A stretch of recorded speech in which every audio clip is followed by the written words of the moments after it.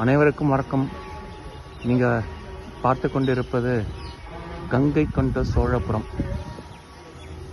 ரொம்ப அருமையான கோவில். இந்த கோவில் கட்டினது ராஜேந்திர சோழர், ராஜராஜ சோழனுடைய பையன்.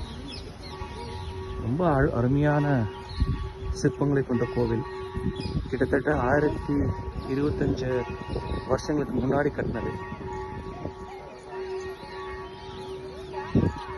இந்த கோவிலோட சிறப்பு வரலாற்று மகிமை என்னன்னா, ராஜேந்திர சோழர் அவர்கள் கங்கையை வென்றெடுத்து வந்தவர் என்ற பெயர் உண்டு அவருக்கு. அதனால கங்கை கொண்ட சோழபுரம். இந்த கங்கை நீரை கொண்டு இங்கே இருக்கிற சிவனுக்கு அபிஷேகம் பண்ணார்.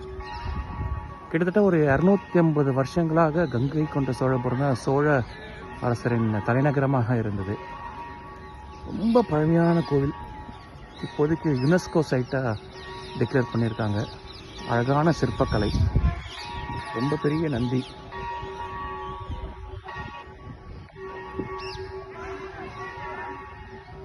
இது ஒரு தஞ்சாவூர் பெரிய கோவிலுடைய ரெப்ளிகான்னு சொல்லலாம். பார்க்கறதுக்கே ரொம்ப அழகாக இருக்கு. இதை சுற்றி அழகான மரங்கள். பார்க்கறது நந்தி, ரொம்ப பெரிய நந்தி. உள்ள சிவனும் பெரிய லிங்கம், ரொம்ப பெரிய லிங்கம். பாருங்க எவ்வளோ அழகாக இருக்கு. நீங்கள் பார்க்கறது தான் கங்கை கொண்ட சோழபுரம், ராஜேந்திர சோழனால் கட்டினது. வாழ்க வளமுடன்.